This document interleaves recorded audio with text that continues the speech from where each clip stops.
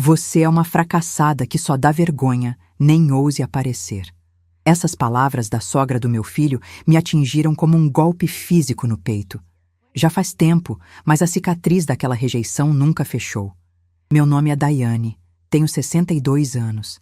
Esta é a história de como um presente anônimo deixado na porta transformou a soberba dela no arrependimento mais amargo de sua vida.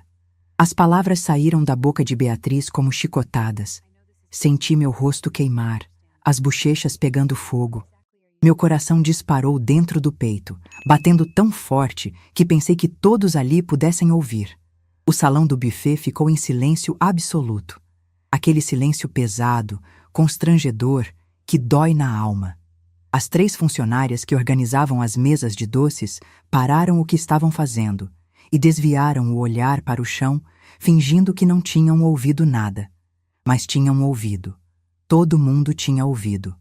Beatriz estava de pé na minha frente, com aquela postura ereta, o cabelo loiro impecavelmente penteado, as unhas feitas, o perfume caro e enjoativo invadindo meu nariz. Ela usava um conjunto de linho bege que devia custar mais do que minha aposentadoria de um mês inteiro. Os olhos dela eram duros, frios como pedra. Não havia uma gota de compaixão naquele olhar, só desprezo. Desprezo puro. Eu estava ali apenas para entregar uns documentos que o Rafael tinha me pedido. Documentos simples. Cópias da certidão de nascimento dele, do RG. Coisas necessárias para o cartório do casamento. Meu filho tinha me ligado 2 dias antes, a voz estranha, apressada, dizendo que precisava urgente e que eu podia deixar no buffet onde eles estavam acertando os últimos detalhes da festa. Eu disse que sim.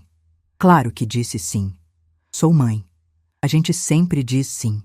Cheguei ao buffet naquela tarde de terça-feira com os documentos dentro de uma pasta transparente. O lugar ficava na Vila Madalena, um bairro que eu raramente frequentava. Era tudo muito chique, muito moderno, com aquelas paredes de tijolinho à vista e plantas pendentes no teto. Senti que não pertencia àquele ambiente no momento em que empurrei a porta de vidro.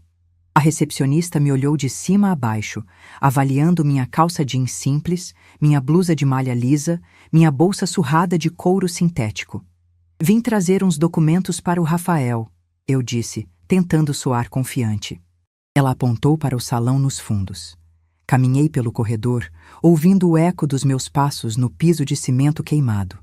Quando entrei no salão, vi tudo montado.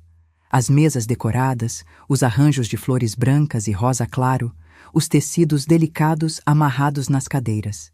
E lá estavam eles. Rafael, meu filho, de costas para mim, falando com o gerente do buffet. Lívia, minha futura nora, sentada numa das cadeiras, mexendo no celular com aquela cara de tédio permanente. E Beatriz, a mãe da Lívia, verificando cada detalhe como uma general inspecionando tropas.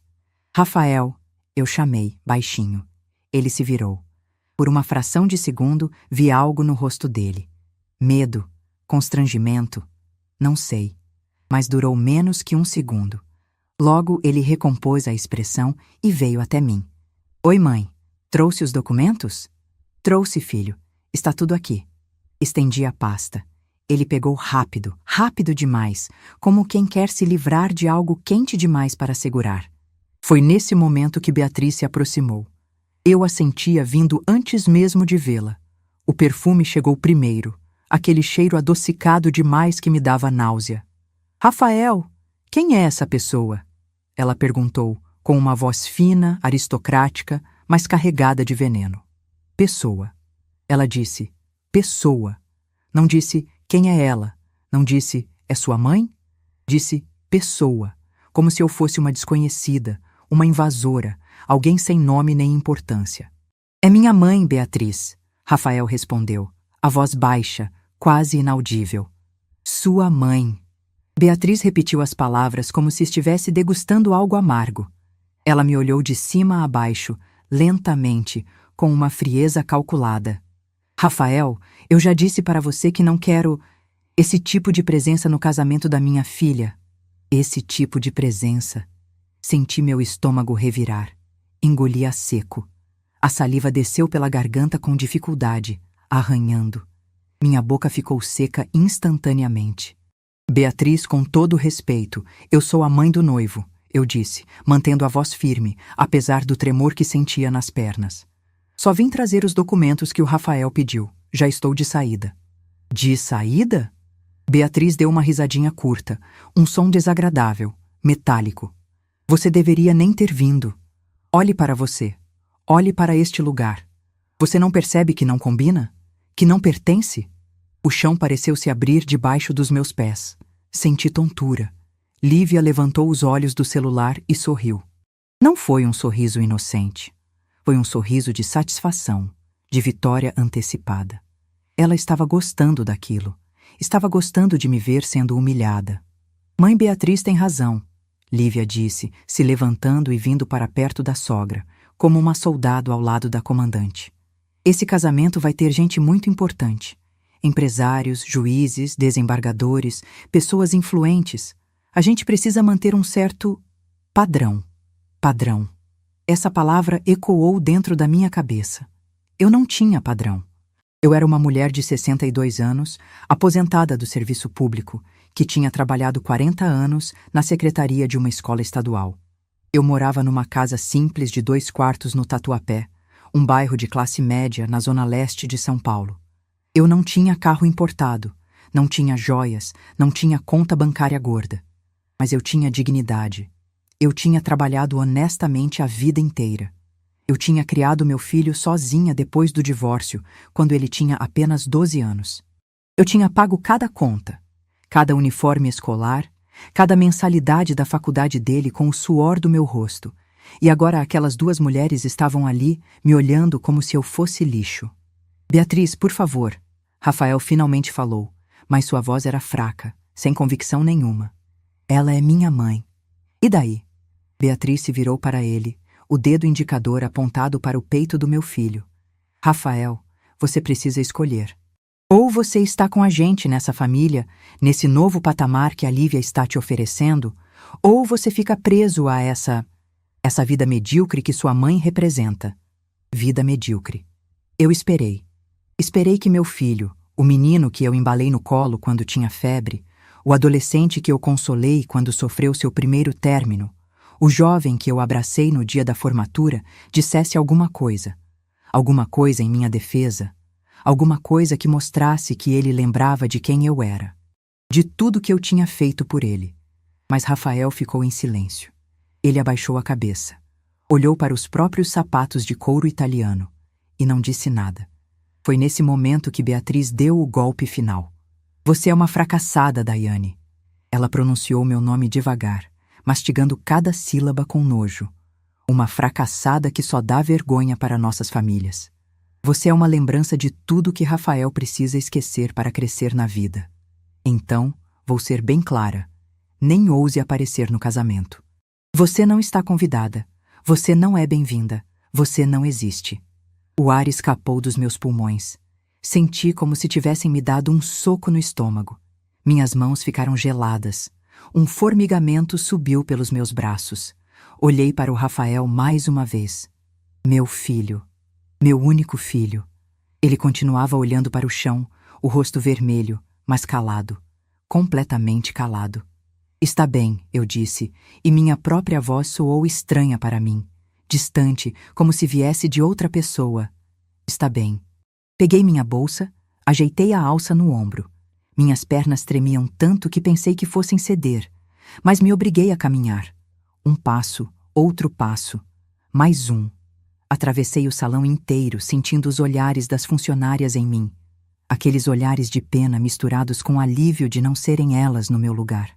Empurrei a porta de vidro. A luz do sol da tarde me cegou por um segundo. Caminhei até o ponto de ônibus mais próximo. Sentei no banco de concreto frio.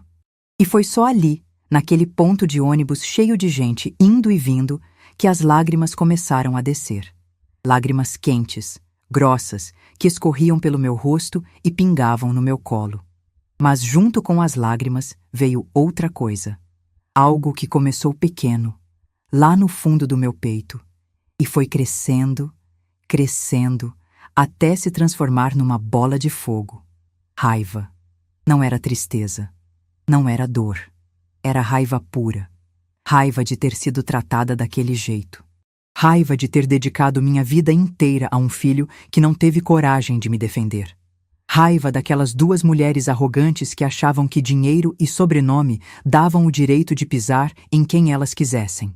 Limpei o rosto com as costas da mão. Respirei fundo. E tomei uma decisão bem ali, naquele banco de ponto de ônibus. Aquilo não ia ficar assim. Elas não faziam ideia de quem eu era.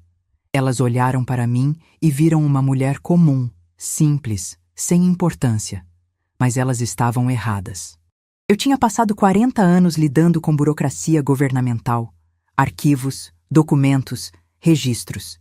Eu sabia como o sistema funcionava. Eu sabia onde procurar. Eu sabia como descobrir coisas.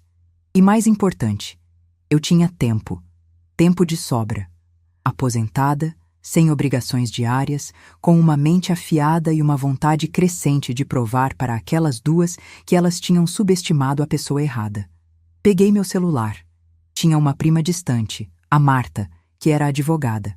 A gente não se falava muito, só em aniversários e datas especiais, mas ela era boa gente e era esperta. Mandei uma mensagem. Marta, preciso conversar com você sobre uma coisa importante. Pode ser? A resposta veio rápido. Claro, prima. Quer vir aqui no escritório amanhã? Confirmei. Guardei o celular. O ônibus chegou. Subi. Sentei na janela. E enquanto São Paulo passava lá fora, com suas ruas caóticas e seus prédios cinzentos, eu sentia algo diferente dentro de mim. Determinação. Beatriz tinha me chamado de fracassada. Tinha dito que eu não existia. Mas ela ia descobrir que eu existia sim. E que uma mulher que construiu a vida tijolo por tijolo, que sobreviveu a um casamento ruim, a dificuldades financeiras, a todo tipo de desafio, não desaba diante de duas madames cheias de pose. Quando cheguei em casa, já era noite. Minha casinha no Tatuapé nunca me pareceu tão acolhedora. Pequena, simples, mas minha. Cada móvel ali tinha uma história. Aquele sofá bege desgastado eu tinha comprado numa promoção há 15 anos. A mesinha de centro de madeira compensada eu tinha montado sozinha, de chave de fenda na mão. As cortinas floridas estavam desbotadas, mas ainda cumpriam sua função. Fiz um chá de camomila. Sentei na varanda dos fundos, onde eu tinha uns vasos de samambaia e um pé de manjericão. O cheiro da terra úmida me acalmou um pouco. Fiquei ali, ouvindo os sons da noite. Cachorro latindo na casa do vizinho. Carro passando na rua. O barulho distante do metrô. E planejei. Aquela noite, deitada na minha cama, eu não dormi direito. Mas não foi por tristeza. Foi porque minha mente estava trabalhando, conectando pontos, traçando estratégias. Eu tinha sido subestimada. Mas quem subestima uma mulher que já sobreviveu a tudo, comete um erro fatal. E Beatriz ia descobrir isso da pior maneira possível. Mas antes de eu contar o que aconteceu depois daquele dia terrível, me diz uma coisa. Se você estivesse no meu lugar, sendo chamada de fracassada na frente de todo mundo pelo seu próprio filho, ficar em silêncio, você deixaria barato? Ou faria alguma coisa? Deixa sua resposta nos comentários. Agora deixa eu te contar o que eu fiz. Na manhã seguinte, acordei com os olhos inchados, mas com a mente cristalina. Não ia me entregar à autopiedade. Tomei um banho demorado, deixando a água quente cair sobre meus ombros tensos. Passei um creme que há meses estava guardado, desses que a gente compra e nunca usa porque está guardando para uma ocasião especial. Vesti uma calça jeans mais nova, uma blusa que me deixava bem, passei um batom. Olhei no espelho. A mulher que olhava de volta não era uma fracassada. Era uma sobrevivente. Peguei o metrô até a Avenida Paulista, onde ficava o escritório da Marta. O trajeto era longo, mas eu gostava de observar as pessoas. O executivo cansado com a pasta, a estudante com fones de ouvido, a senhora carregando sacolas de feira. Cada um com sua história, suas batalhas invisíveis. O escritório da Marta ficava num prédio comercial antigo, mas bem cuidado. Subi de elevador até o 8º andar. A recepção era pequena, mas organizada. Marta me recebeu com um abraço apertado. Prima, você está diferente. Aconteceu alguma coisa? Sentamos na sala dela.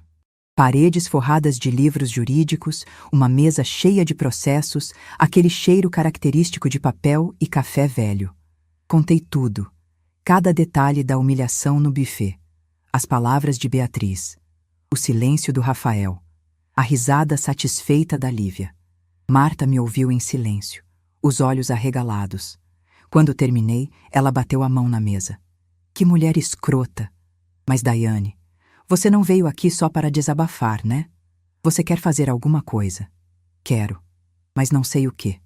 Não quero processar ninguém, não quero fazer escândalo. Só quero entender. Por que tanto ódio? O que essa Beatriz tem contra mim? Eu nem conheço direito essa mulher. Marta tamborilou os dedos na mesa, pensativa.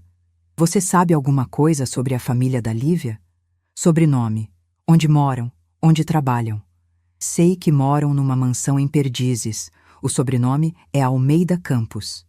A Beatriz sempre se apresenta como da família Almeida Campos, sabe? Com aquele tom de superioridade, como se o sobrenome fosse título de nobreza. Marta abriu o laptop dela. Almeida Campos, Perdizes, deixa eu fuçar aqui. Ela digitou rápido, os olhos percorrendo telas e mais telas. Passou-nos um bom tempo assim, completamente concentrada, enquanto eu bebia café requentado num copinho de plástico. De repente, ela parou. Franziu a testa. Leu algo com atenção. Depois me olhou com uma expressão estranha. Prima, você não vai acreditar no que eu achei. Meu coração acelerou. O quê? A família Almeida Campos. Há mais ou menos 20 anos, eles estiveram envolvidos num escândalo financeiro. Bem grande, inclusive. Desvio de verbas de uma instituição beneficente que eles administravam. Senti um calafrio subir pela espinha. Como assim? O presidente era o Gustavo Almeida Campos, Marta continuou. Marido da Beatriz. Ele morreu há uns 10 anos, câncer. Mas na época do escândalo, ele foi investigado por desviar mais de R$ 1.200.000 de uma fundação que ajudava crianças carentes.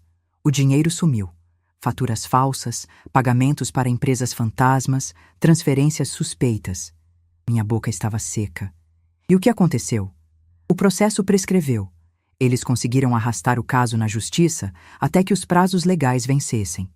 Gustavo nunca foi condenado. Oficialmente, ele morreu inocentado. Mas, prima, Marta me olhou nos olhos, séria. Eu trabalho com isso faz 15 anos. Quando você vê esse tipo de manobra jurídica, sabe que o cara era culpado. E tem mais. Tem mais? Eu estava quase caindo da cadeira. Beatriz comprou a mansão de Perdizes exatamente 3 meses depois do dinheiro da fundação desaparecer. Pagou à vista. R$ 600.000 em 2004. Como uma mulher sem profissão definida, casada com um funcionário público, sim, o Gustavo era funcionário público antes de virar presidente da fundação, consegue esse dinheiro todo? A resposta era óbvia: dinheiro desviado. Senti uma onda de choque percorrer meu corpo inteiro. Aquela mulher arrogante, que tinha me chamado de fracassada, que tinha dito que eu envergonhava as famílias, estava morando numa mansão comprada com dinheiro roubado de crianças carentes. Marta, minha voz saiu trêmula. Você consegue provas disso? Ela sorriu de um jeito que eu nunca tinha visto. Um sorriso de quem sabe onde as coisas estão enterradas. Os processos são públicos, prima. Estão arquivados. Posso pedir cópias de tudo. Vai demorar uns dias, mas eu consigo. Quero todas as provas que você conseguir arranjar. Saí do escritório da Marta com a cabeça girando. Desci a Paulista a pé, precisando sentir o vento no rosto, precisando processar tudo aquilo. A família tradicional era uma farsa. A riqueza era construída sobre mentiras e roubos. E Beatriz tinha tido a audácia de me chamar de fracassada. Nos dias seguintes, mergulhei numa rotina estranha. De manhã, eu acordava, fazia minha ginástica leve, cuidava das plantas. Mas à tarde, eu me transformava numa investigadora. Pesquisava no Google, lia notícias antigas, anotava nomes e datas num caderno. Descobri que a fundação que eles administravam se chamava Esperança para Todos e atendia 300 crianças em situação de vulnerabilidade na zona sul de São Paulo. 300 crianças que deixaram de receber ajuda porque o dinheiro foi desviado. E Beatriz comprou uma mansão com aquele dinheiro. A cada nova informação que eu descobria, minha raiva crescia. Mas não era aquela raiva quente, explosiva. Era uma raiva gelada, calculada, que ia se solidificando dentro de mim como um bloco de gelo. Rafael me ligou 2 vezes naquela semana. Não atendi. Ele mandou mensagens. Mãe, desculpa pelo que aconteceu. Mãe, a gente precisa conversar. Mãe, por favor, não fica assim. Deixei tudo no vácuo. Não estava pronta para falar com ele. E, sinceramente, não sabia se algum dia estaria. Uma semana depois da conversa com a Marta, ela me ligou. Prima, tenho o material. São quase 200 páginas de processo.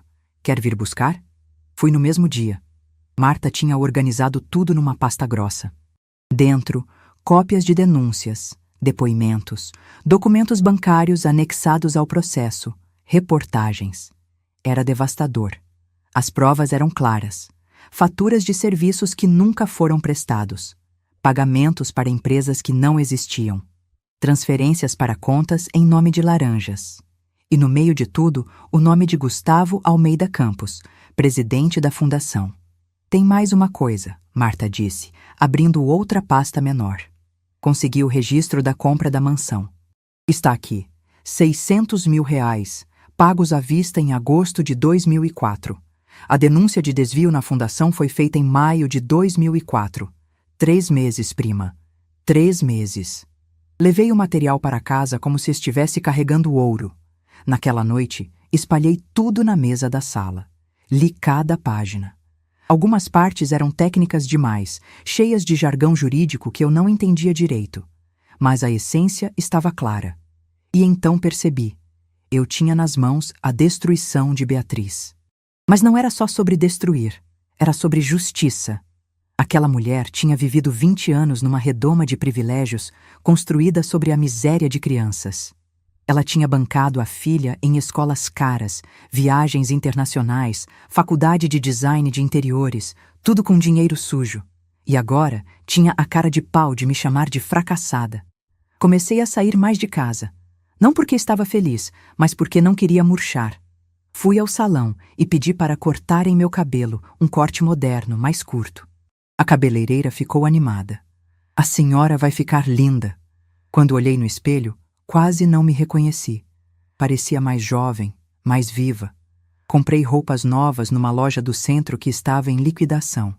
Nada extravagante, mas peças que me caíam bem, que me faziam sentir bonita.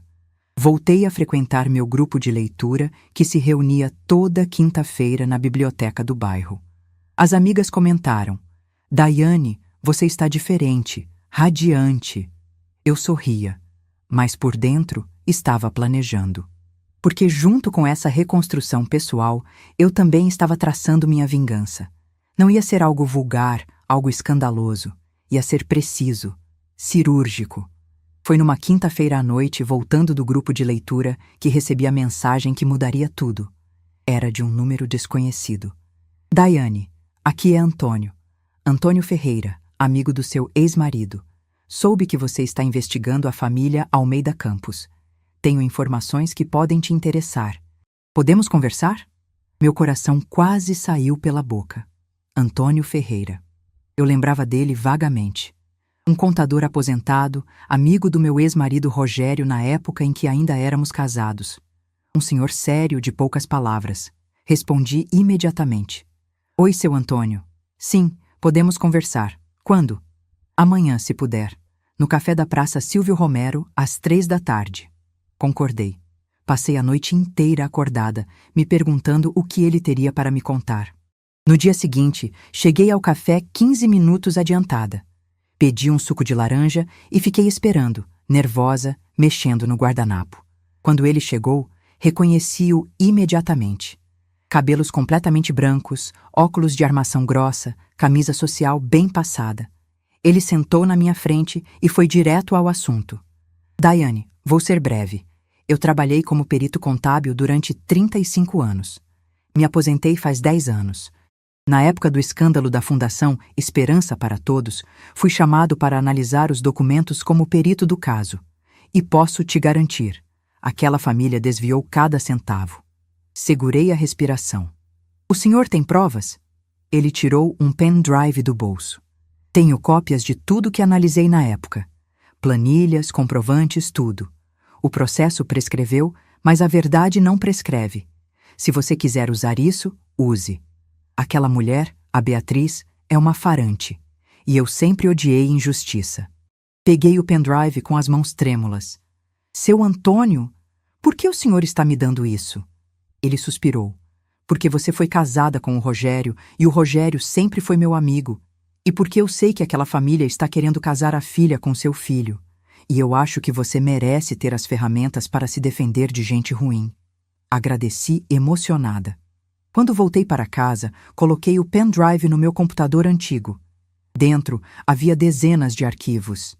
Planilhas detalhadas mostrando exatamente para onde cada real tinha ido. Era irrefutável. Sentei na cama. Olhei para o teto. E sorri. Eu tinha tudo. Todas as provas. Todos os documentos. Toda a verdade. Beatriz tinha me expulsado da vida do meu filho. Tinha me chamado de fracassada.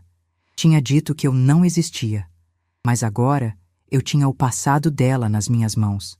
E estava na hora de mostrar para ela que uma mulher subestimada é muito mais perigosa do que uma mulher respeitada. Passei os próximos dias organizando tudo metodicamente. Imprimi os documentos mais importantes, criei pastas separadas, uma com as reportagens antigas, outra com os trechos do processo judicial, outra com as planilhas do seu Antônio mostrando o fluxo do dinheiro desviado e outra com a escritura da mansão em Perdizes. Cada pasta tinha um título escrito à mão com caneta preta. A verdade sobre a família Almeida Campos. Eu não era ingênua. Sabia que não podia simplesmente aparecer com aqueles documentos e esperar que algo acontecesse. Precisava de uma estratégia. Precisava pensar como aquela gente pensava. E gente como Beatriz só temia uma coisa: exposição pública. Numa manhã de sábado, liguei para a Marta novamente. Prima, preciso de mais uma ajuda sua. Pode falar. Você conhece algum jornalista? Alguém sério que cubra escândalos, corrupção, essas coisas? Houve uma pausa. Conheço. Tenho um contato que trabalha num portal de notícias investigativas. Por quê? Porque eu quero que essa história venha à tona, mas não por mim. Quero que venha como jornalismo, como investigação. Assim é mais poderoso. Marta riu do outro lado da linha. Prima, você está ficando perigosa. Gostei. Vou te passar o contato. 2 horas depois, eu tinha o telefone de Carla Mendonça, jornalista especializada em investigação de crimes financeiros. Mandei uma mensagem explicando resumidamente a situação. Ela respondeu no mesmo dia, interessada. Marcamos uma reunião para a próxima terça-feira. Enquanto isso, o casamento se aproximava. Faltavam 3 semanas. Rafael parou de me ligar. Acho que Lívia deve ter proibido. Ou talvez ele tivesse desistido de mim. Dói admitir, mas naquele momento eu já não sentia tanto a ausência dele. Era como se uma parte de mim tivesse se desligado da ideia de ser mãe daquele homem. Ele tinha feito sua escolha. E eu estava fazendo a minha. Comecei a ter uma rotina de autocuidado que eu nunca tinha tido antes. Acordava cedo, fazia alongamentos, preparava um café da manhã decente. Antes eu só tomava café requentado com pão. Passei a cozinhar para mim com carinho.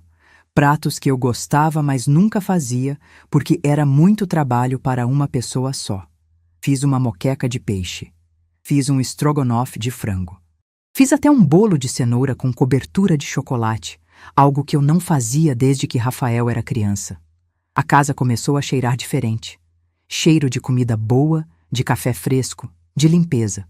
Abri as janelas todas as manhãs e deixava o sol entrar. Coloquei uma toalha nova na mesa da sala, uma toalha de crochê branco que eu tinha guardada há anos para usar numa ocasião especial.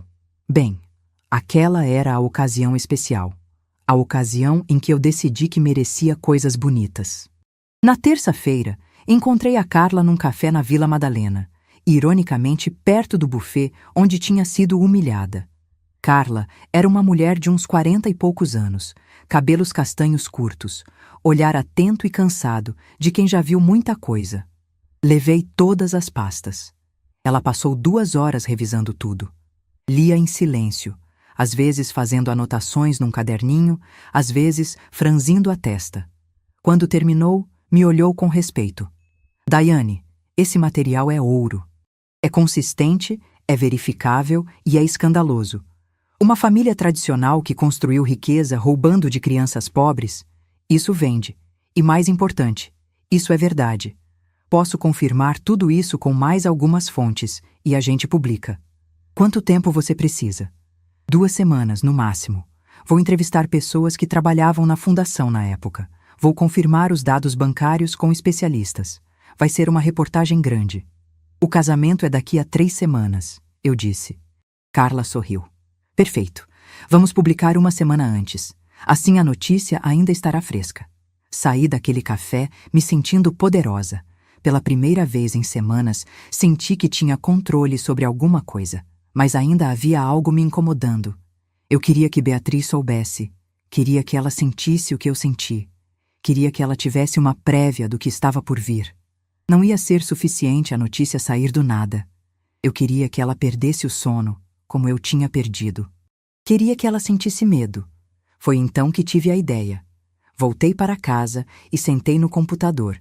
Abri um documento em branco e comecei a escrever uma carta. Não uma carta longa, emotiva, cheia de explicações. Apenas algumas linhas, diretas, cortantes. Beatriz, achei que a senhora gostaria de saber que seu passado não está tão enterrado quanto imagina. Fundação Esperança para Todos. 1.200.000 desviados. Mansão comprada 3 meses depois. Tudo documentado. Tudo verificável. A senhora me chamou de fracassada, mas quem construiu uma vida sobre roubo de crianças carentes? Atenciosamente, a fracassada. Imprimi a carta. Coloquei dentro de um envelope branco, lacrei. No verso escrevi apenas, para Beatriz Almeida Campos. Não coloquei meu nome. Não coloquei meu endereço. Mas ela saberia quem era. E então preparei o segundo envelope. Esse era mais grosso. Dentro, coloquei cópias dos documentos mais comprometedores. A denúncia original da fundação. Trechos do processo. A escritura da mansão. Planilhas mostrando as transferências suspeitas. Não coloquei tudo. Guardei os originais e outras provas comigo. Mas coloquei o suficiente para que ela soubesse que eu tinha acesso a todo o arquivo. Esperei anoitecer. Vesti roupas escuras, calça jeans preta, blusa preta, um cachecol. Parecia até engraçado, como se eu fosse uma espiã de filme. Peguei o metrô até Perdizes. O endereço da mansão eu tinha anotado. Rua Coronel Albino Bairão. Uma rua arborizada, cheia de casas grandes e muros altos. Desci do metrô e caminhei. Meu coração batia rápido, mas não era de medo, era de excitação. Quando cheguei na rua, identifiquei a casa pelo número. Era exatamente como eu imaginava. Enorme, 3 andares, muro alto com gradil dourado, portão eletrônico, câmeras de segurança, jardim imenso. 600 mil reais. Dinheiro de criança roubado. Havia uma caixa de correio do lado de fora do portão. Discreta, de metal cinza. Olhei para os lados. A rua estava vazia. Eram quase 10 da noite. Tirei o envelope grosso da bolsa e coloquei dentro da caixa. Fechei devagar, sem fazer barulho. E fui embora. Voltei para casa no metrô, sentindo uma mistura de nervosismo e satisfação. Agora era só esperar. Na manhã seguinte, acordei e segui minha rotina normal. Café, alongamento, cuidar das plantas. Mas meu celular estava ao meu lado, no modo silencioso, esperando alguma reação. E às 11h43 da manhã, ela veio. Uma ligação de número desconhecido. Atendi. Alô?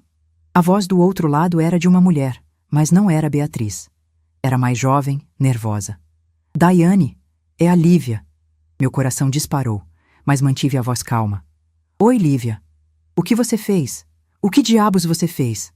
Não sei do que você está falando. Não finge. Minha mãe recebeu um envelope com coisas, documentos, coisas sobre meu pai. Ela está desesperada. Foi você, né? Foi você que mandou. Sorri, mesmo sabendo que ela não podia me ver. Lívia, se sua mãe recebeu documentos sobre coisas que ela preferia manter escondidas, talvez você devesse perguntar a ela por que essas coisas existem, não a mim. Você é louca. Você está tentando destruir minha família. Família? Minha voz saiu mais dura do que eu pretendia. Sua mãe me expulsou da vida do meu filho, me chamou de fracassada, me disse que eu não existia. E agora você vem falar de destruir família? Você não tem provas de nada. Esses documentos são falsos. Então por que sua mãe está desesperada? Se é tudo falso, ela não teria motivo para se preocupar, teria? Houve um silêncio tenso. Eu podia ouvir a respiração ofegante dela do outro lado. O que você quer? Lívia finalmente perguntou, a voz quebrada. Quer dinheiro? Quer que a gente te convide para o casamento? O que você quer? Não quero nada de vocês. Só quero que saibam que a fracassada aqui tem mais dignidade do que toda a fortuna de vocês junta. E que mentiras sempre vêm à tona, mais cedo ou mais tarde. E desliguei. Minhas mãos tremiam. Sentei no sofá, respirando fundo. Tinha funcionado. A carta tinha chegado. Beatriz tinha aberto, e agora elas estavam em pânico. Mas aquilo era só o começo. 2 semanas depois, a reportagem de Carla Mendonça foi publicada no portal de notícias. O título era devastador. Mansão de Perdizes, rastro de desvio milionário leva a família tradicional paulistana. A matéria era longa, detalhada, impecável. Trazia depoimentos de ex-funcionários da fundação, análises de peritos contábeis, cópias de documentos do processo. E citava, com todas as letras, os nomes Gustavo Almeida Campos e Beatriz Almeida Campos. A reportagem viralizou. Em poucas horas, estava sendo compartilhada por milhares de pessoas. Comentários de indignação, de revolta. Absurdo! Roubaram de crianças! Cadeia para essa gente! E a justiça não fez nada? Sentei na frente do computador, lendo cada comentário, cada compartilhamento, sentindo uma satisfação profunda, quase primitiva. A verdade tinha vindo à tona. E agora, Beatriz ia sentir o que era ser julgada, ser apontada, ser rejeitada. O casamento estava marcado para o sábado seguinte, 5 dias depois da publicação da reportagem. E nesses 5 dias, o inferno se instalou na vida de Beatriz. Eu não estava lá para ver pessoalmente, mas soube de tudo. Através de conhecidos, de comentários nas redes sociais, de fofocas que corriam soltas. A alta sociedade paulistana, que Beatriz tanto cultivava, virou as costas. Eventos foram cancelados, convites foram retirados, amigas de décadas pararam de atender as ligações. O clube de golfe de Perdizes, onde ela frequentava, sugeriu que ela não aparecesse por um tempo. A igreja que a família frequentava há gerações disse que seria melhor ela fazer suas orações em casa. A queda de Beatriz foi brutal e pública. E o casamento? Bem, o casamento não foi cancelado. Acho que naquele ponto, cancelar seria admitir derrota. Então, eles fingiram que estava tudo bem.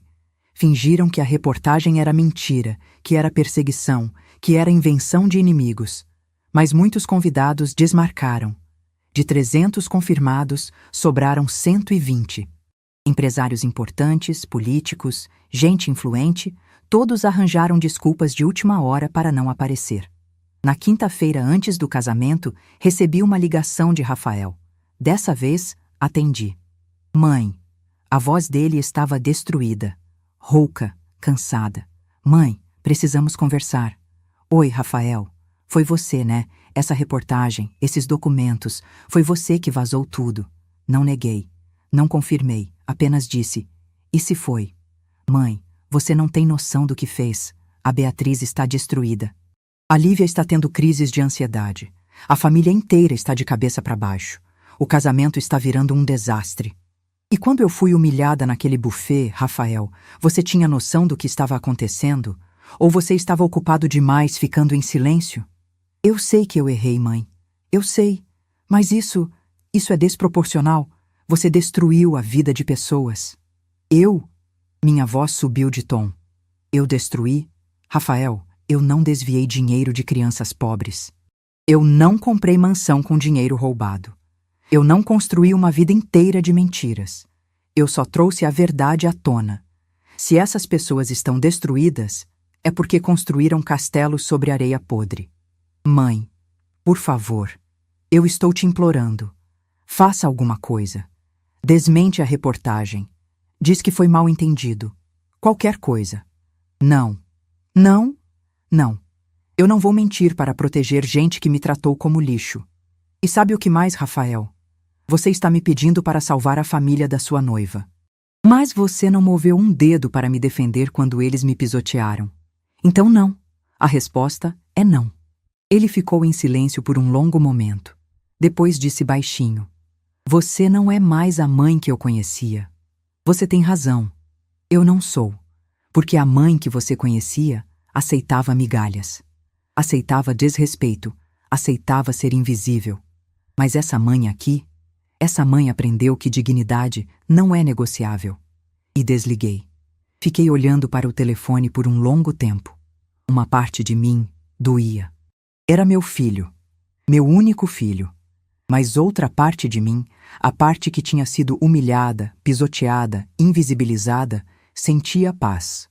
Sábado chegou. O dia do casamento. Eu não fui, obviamente.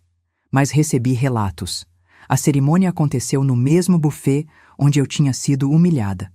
Só que agora, o ambiente estava diferente. Metade dos assentos vazios. Gente cochichando. Olhares de julgamento. Beatriz chegou usando um vestido caro, mas o rosto estava marcado, inchado, velho. Ela tentou manter a postura, a cabeça erguida, mas todos viam. Era uma mulher destruída. Lívia chorou durante a cerimônia inteira. Não chorou de emoção. Chorou de desespero. O vestido branco, o buquê de flores, tudo parecia falso, forçado, como uma peça de teatro mal ensaiada. E Rafael? Rafael ficou parado no altar com cara de quem queria estar em qualquer outro lugar. A festa foi um velório disfarçado. Pouca gente dançou. A comida cara ficou pela metade. Os convidados foram embora cedo. Às 11 da noite, o salão estava praticamente vazio. E foi nessa noite, enquanto eu estava em casa assistindo um filme antigo e comendo pipoca, que recebi uma mensagem de número desconhecido. Era uma foto. A foto mostrava Beatriz sentada sozinha numa mesa do buffet, o rosto entre as mãos, chorando. A legenda dizia apenas: Você venceu. Não sei quem mandou. Talvez alguma funcionária do buffet. Talvez algum convidado com pena de mim. Ou talvez alguém que simplesmente gostava de justiça. Olhei para a foto por um longo tempo e senti nada. Nem felicidade, nem tristeza, nem culpa. Apenas um vazio tranquilo. Beatriz tinha me chamado de fracassada. Tinha dito que eu não existia. E agora, quem estava destruída era ela. Mas isso não me trouxe alegria. Trouxe apenas a confirmação de algo que eu já sabia. Ninguém constrói grandeza sobre crueldade e espera sair impune. Os meses seguintes foram reveladores. A vida de Beatriz desmoronou completamente. Primeiro, a mansão. Com a exposição pública e a pressão social, ela decidiu vendê-la. Mas ninguém queria comprar. Imóvel manchado por escândalo é imóvel desvalorizado. Levou quase um ano para encontrar um comprador. E mesmo assim, vendeu por quase 40% abaixo do valor de mercado. 3 milhões de reais. Ela se mudou para um apartamento pequeno na Lapa. 2 quartos, sem vista, sem glamour. Uma queda brutal para alguém acostumada a viver em palacete. Lívia e Rafael? O casamento rachou em menos de 6 meses. As brigas eram constantes. Lívia culpava Rafael por ter uma mãe problemática que destruiu tudo. Rafael, esgotado, culpava Lívia por ter uma família de mentirosos. Em outubro, menos de um ano depois do casamento, eles se separaram. Lívia voltou para a casa da mãe, o apartamento na Lapa. Rafael alugou um kitnet no Brás. E foi em novembro que meu filho me procurou novamente. Dessa vez, ele apareceu na minha porta, sem avisar. Era uma quinta-feira à tarde. Toquei a campainha e lá estava ele. Magro, barba por fazer, olhos fundos. Mãe, posso entrar? Abri a porta. Ele entrou devagar, olhando para a casa como se a visse pela primeira vez. Sentamos na sala. Fiz café. Nenhum de nós disse nada por alguns minutos, até que ele começou a chorar. Eu estraguei tudo, mãe. Eu estraguei tudo. Não neguei. Apenas escutei. Eu devia ter te defendido naquele dia, no buffet, quando a Beatriz te humilhou. Eu devia ter falado alguma coisa. Qualquer coisa. Mas eu fiquei calado porque eu tinha medo. Medo de perder a Lívia. Medo de perder aquela vida, aquela família rica, aquele status. Eu achei que casar com ela ia me fazer alguém importante. Mas eu só virei um capacho e perdi você no processo. Tomei um gole de café. Rafael, você não me perdeu por causa daquele dia. Você me perdeu quando escolheu ficar em silêncio enquanto me pisoteavam. Quando escolheu uma vida de aparências ao invés de defender a mulher que te criou sozinha. Ele assentiu, as lágrimas escorrendo pelo rosto. Eu sei, mãe. E eu sinto muito mesmo. E sobre a reportagem? Perguntei. Você ainda acha que eu fui desproporcional? Ele ficou em silêncio por um longo momento. Depois disse, não, eu acho que você foi justa. Aquela família... Eles são podres, mãe. Podres de verdade? A Beatriz mentiu sobre tudo. Fingiu ser vítima, fingiu ser santa, mas por trás era só veneno e ganância. E eu fui idiota de acreditar. Você não foi idiota, Rafael. Você foi ambicioso, e ambição sem caráter sempre cobra seu preço. Ele ficou mais 1 hora. Conversamos. Sobre erros, sobre arrependimentos, sobre escolhas. Quando ele foi embora, me abraçou apertado. Mãe, eu sei que não mereço, mas... será que um dia você pode me perdoar? Olhei nos olhos dele. Rafael, perdoar não significa esquecer. E não significa que as coisas voltarão a ser como antes. Mas talvez com o tempo a gente possa reconstruir algo. Algo novo. Algo baseado em respeito. Ele assentiu e foi embora. Não sei se vou perdoá-lo completamente. Talvez sim, talvez não. Mas sei que não vou mais aceitar migalhas, nem dele, nem de ninguém. Quanto a mim, estou bem. Melhor do que estive em anos, na verdade. Comprei passagens para Portugal. Vou passar 1 mês inteiro lá. Lisboa, Porto, Coimbra. Sempre quis conhecer. E agora vou. Sozinha, mas feliz. Minha casa continua pequena. Continua simples. Mas é minha. Minha aposentadoria paga minhas contas. Sobra até um pouco no final do mês. Tenho meu grupo de leitura, minhas amigas, minhas plantas. E tenho minha dignidade. Beatriz me chamou de fracassada. Mas hoje, quem tem mais? Eu, com minha vida simples, mas honesta? Ou ela, numa casa que não é mais sua, com uma reputação destruída, com uma filha ressentida, vivendo das cinzas de uma mentira que durou 20 anos? Justiça não é sempre barulhenta. Às vezes, justiça é silenciosa. É ver quem construiu castelos de areia sendo levado pela maré. É reconstruir tijolo por tijolo a própria vida e perceber que você não precisa de muito para ser feliz. Só precisa de verdade. Minha lição final para você que está me ouvindo. Nunca, jamais, confunda silêncio com fraqueza. Uma mulher que já sobreviveu a divórcios, a humilhações, a dificuldades financeiras, a solidão, não é uma mulher derrotada, é uma mulher de aço. E quando essa mulher decide que já chega, que sua dignidade não é negociável, não há mansão, não há sobrenome, não há dinheiro que possa detê-la. Quem constrói impérios sobre mentiras e crueldade sempre vai cair. Pode demorar anos, pode demorar décadas, mas a queda vem, e quando vem, é devastadora. Eu era invisível, mas agora sou inesquecível. Se você chegou até aqui, deixe nos comentários. Você teria feito o mesmo que eu? Ou teria perdoado? E se essa história te tocou de alguma forma, se inscreva no canal e ative o sininho. Histórias reais de vingança, justiça e dignidade te esperam. Clique no próximo vídeo agora.